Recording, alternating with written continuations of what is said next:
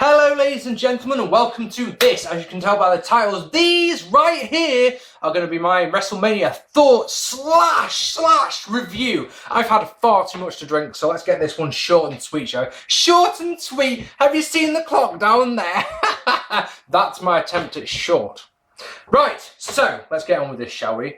Lillian Garcia sang the national anthem, which, as a British guy, no interest. Yes, she's got a good voice, and yes, she's drop dead gorgeous, but I have no interest in the American national anthem. Thank you very much. Too busy doing other things. So we got on to the opening contest. Can you call it a contest? I'm pretty certain that every single person watching this vid now was disgusted by what we saw. Sheamus versus Daniel Bryan as the opening contest, proving once again, WWE proving to us fans once again that we're all fucking idiots. Why are we idiots? Because we all get into the Royal Rumble and we all believe they're fucking hype. That the winner of the Royal Rumble gets the main event at WrestleMania. For the second year on the bounce, the winner of that said Royal Rumble is in the fucking opening contest. And what an opening contest. Jesus H. Christ. This match went 18 seconds, a bro kick, 1, 2, 3. And that is it. I've been told, right, I've talked to so many people who aren't wrestling fans, who don't,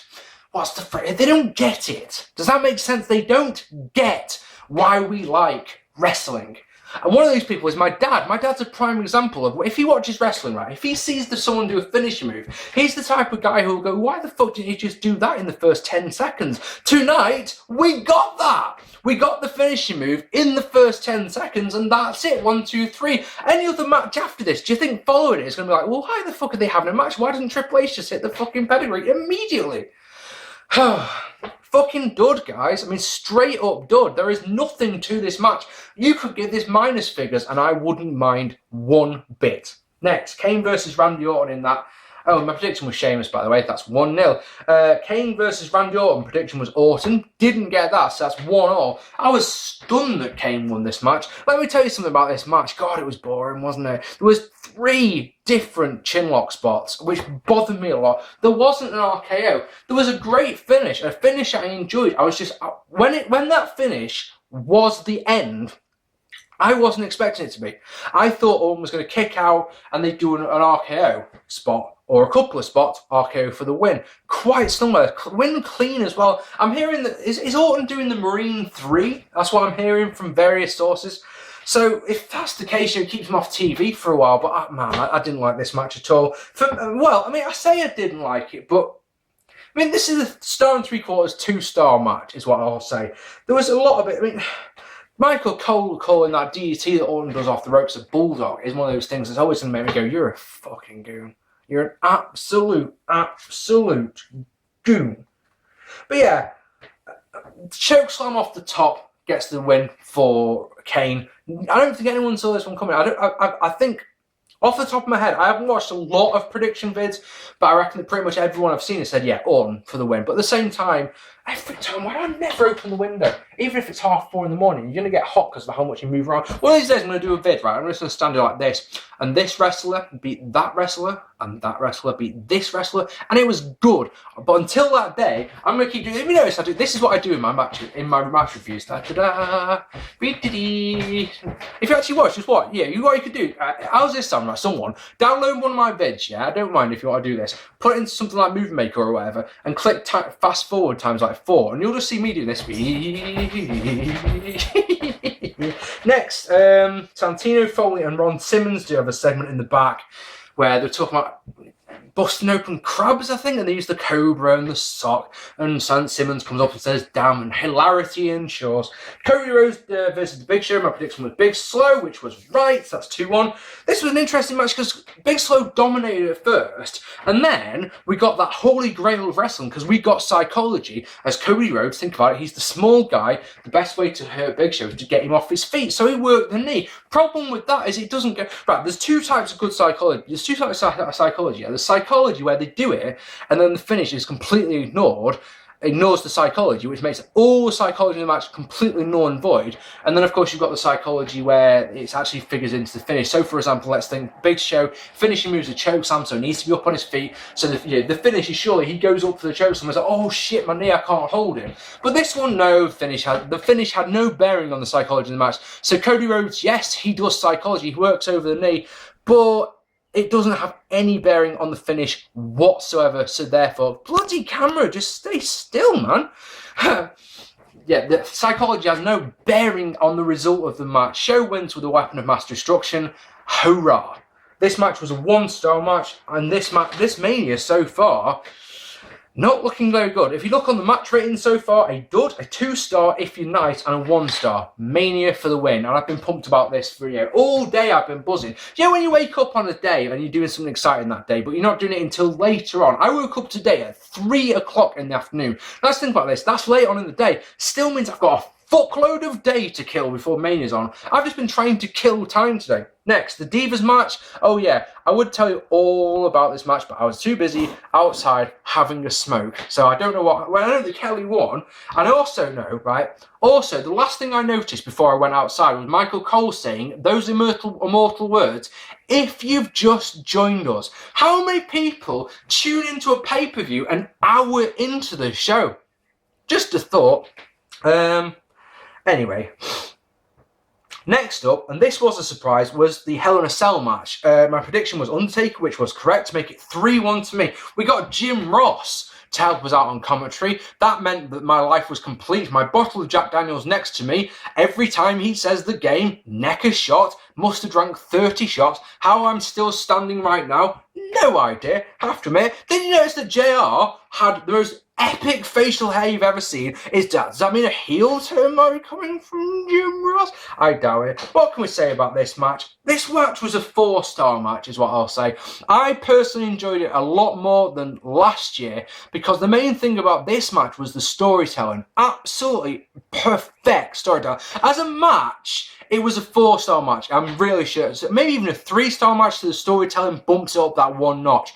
Absolutely sublime storytelling, and we got blood because Triple H was busted open, was he not? I love the storytelling that they did with the guest referee Shawn Michaels. I did say that he wouldn't screw anyone, but he did go to hit the super kick, hit Undertaker, pedigree, 1-2, and an absolutely incredible near fall. Absolutely superb. Hell's Gate for Shawn Michaels. Love the storytelling, because I think about it, if the referee's out, he can do whatever the fuck he wants to Triple H. Charles Robinson comes out, yeah, he gets fucking knocked the fuck out. He gets chokeslammed. Fantastic little bit of storytelling.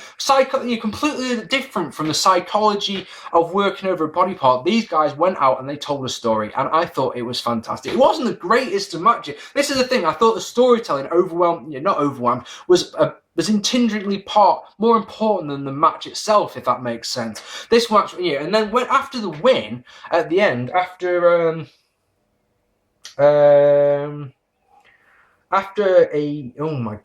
tombstone who got the win, after Triple H had been defeated, Undertaker eventually gets to his feet and has to sort of hold himself up with Shawn Michaels. When he's sufficiently recovered, he pulls Triple H up as well. And it felt good. It was a good feeling moment, is what I'll say. I like that. I've still to this hour, this bloody camera is desperate to fall over, I swear. It's not as sturdy as the old N5. It's got a smaller thing to hold onto the fucking surface.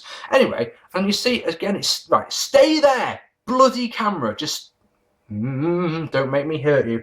Yeah, I still don't know what it means by the end of the era, because, I mean, does this mean that one of these guys is now officially retired or something like that? I don't know. 4 stars, though, from me for that one. I'm sure there's people out there who rated it higher. I'm sure there's people out there who rated it lower. That's just my opinion, all right? Next, we have the Hall of Fame ceremony. All good. Next, Team Teddy versus Team Jonny. This one was wank. What a boring match, this one.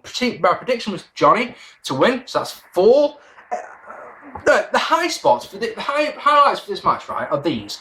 The dive that R-Truth and Kofi and Zack Ryder did to the outside were good, right? Dolph Ziggler took a monkey flip where he spun through 180 degrees in midair and came down on his face. That was good. and the skull-crushing finale at the end was good. And that's it. That for me was the match.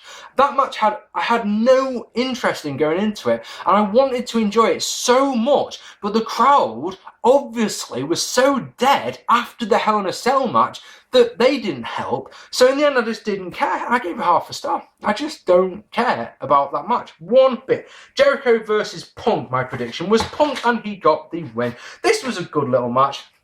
Back and forth stuff. There was some really good psychology at one point from Jericho as he worked the back of Punk, including here a couple of really nice backbreakers, including the tilt-a-whirl backbreaker. Used a surfboard stretch on the back. Obviously, there was counters all over the shop.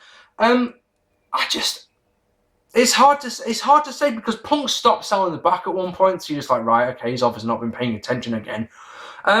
No, the fact is, I enjoyed this match a great deal. I mean, it's a 3.5, maybe even a 4-star match. It was the best wrestling match of the evening. I'll definitely give it that one. What have we got? I'm just going to go through my notes from here. It was Punk. If Punk gets disqualified, he loses the match. So at one point, they had a great little bit where Punk got a steel chair and went to hit Jericho with it, but he sort of stopped himself from doing it. That was a nice little touch. The other thing about this match is, it's like I say, it's the crowd. The crowd were oddly quiet for this one again, and it was weird. It's like I thought the crowd were a lot more into it. Rounders counted into the walls. Punk gets to the ropes. A suicide dive by Punk. A botched code breaker. Go to sleep is counted twice. A third into the lion tamer. They do a nice pinning sequence that leads to the anaconda vice, which leads to the walls, which leads to the vice for the win. I had no problem with this one, really. They did a famous, I don't know why I just said that, a Funkasaurus segment. And I'm going to give you a direct quote because I feel pretty much the same way this guy does. This is from my good friend Danny Ace. This is a direct quote, the exact words. Well, this segment can kiss my indie-loving ass. I completely agree. And then the main event, Rock versus Cena. So Puff Daddy introduced some guy who did some song that is called Invincible. Cena comes out and predictably gets booed to high hell. Flo Rida comes out. What's his tune called? Feelings, maybe. He does his tune and it's all lovely. And I'm sat there going, get on with it, please. Rock's entrance gave me goosebumps. Honestly, the pop that Rock got was off the fucking chain. Absolutely superb. Massive reaction. I love that sort of shit. This match, I mean, should we? Right, I'm going to go through it. Right, I haven't done this all. Just give me this one. I've just tried to give you thoughts. We'll do a review of this one. So let's do this, all right? So I got goosebumps, like I say. So we start off with chain wrestling by The Rock. Not only chain wrestling, but really good chain wrestling as well, which made me, nice one, Rock and the crowd love it. Cena tries to do some chain wrestling. It's all right. There's an arm drag by Cena that doesn't look very nice still, but they do some nice chain wrestling. You're like, wow, all right, okay, that's where we're going for this one, is it? Action goes back and forth on the outside. Belly to belly gets 2 for Cena. Bear hug by Cena. DDT gets 2 for Rock. A slugfest and a spine buster. Rock tries to go for the people's elbow, but counters in. It's countered into an STF, but it's countered into the 5 moves of doom. AA is countered into a double KO. AA gets 2, good 2, and then a Rock bottom gets 2. Sidewalk slam by Cena. We always talk about him not adding stuff to his moveset. There's something, surely. Or am I just talking shit there because I've had too much Jack Daniels? It's one of the two. Double KO. A gets 2. Famous Sidewalk Slam gets 2. Famous looks horrible by Cena. It looks like he landed on Rock's back instead of on his neck, but that's just me. Gets 2. Scorpion King Deathlock by Rock. Then a second one. STF by Cena. Rock gets to the ropes. Samoan drop by Rock, which isn't called Vintage Rock by Cole, which is weird, because that's what I called it as it happened. People's elbow gets 2, Roll gets 2 for Cena, again gets 2, a splash by Rock, but Cena in one of those, right, this is it, this is game over. Carries him through, turns it into the AA. That gets an incredibly close near fall. Cena, though, he goes for an FU elbow. I don't know what you want to call it. Cena, he goes to the people's elbow. He takes off the elbow pod and everything. As he goes off the second rope, though, Rock hits up, Rock bottom, 1, 2, 3. I am stunned. I am, honest to God, stunned. What did I say on my predictions vid? I said on my predictions vid, I am certain 100% that Cena's going to win this match. And my boy, The Rock, won the match, and that made me a happy boy. Let me tell you about this match, right? Let me tell you about this show. It delivered where it needed to. So what I mean by that is that Triple H versus Undertaker was good, and Jericho versus Punk was good, and Rock versus Cena was good, but everything else was completely and utterly missable. You know, we went into this WrestleMania looking forward to those 3 matches, and we got what we were expecting, I think, out of those 3 matches. The rest of the show was so average, guys. I mean, seriously, I'm telling you now, I am thinking right this minute, I've got until the end of the video to change my mind, but right this minute, guys, it's 5 out of 10, 6 out of 10 at best. It is a very average WrestleMania. 1 or 2 good matches don't make a good WrestleMania. I'm sure there are people out there reviewing this show, as I fucking say this, who are about to upload this video onto their vids onto YouTube, who will say that this was the greatest WrestleMania of all time, and I just do not agree. 6 out of 10 if I'm spectacularly nice. But let's think about this, right? Let's think about this. You can go give Cena Rock 3.5 to 4 stars, alright? So there's one good match. You can give the same sort of rating to Jericho versus Punk, but then you've got half a star versus Team Teddy versus Team Long, right? 4 stars for the Hell in a Cell, but then it's those 3 opening matches, a dud, a 2-star, and a 1-star. That to me is average, and that is why I'm going to go, ladies and gentlemen. I'm going to get heat, but fuck it, I always do. 5 out of 10 for this WrestleMania. A very, very average show. I'd love to know what you thought down here. If you haven't already, please hit that subscribe button. You won't regret it. I make the best fucking vids. I only ever say something like that when I've got lots of Jack Daniels inside me, don't I? I've been Mark P, and I will see you all very soon. Take it easy, guys. Bye-bye.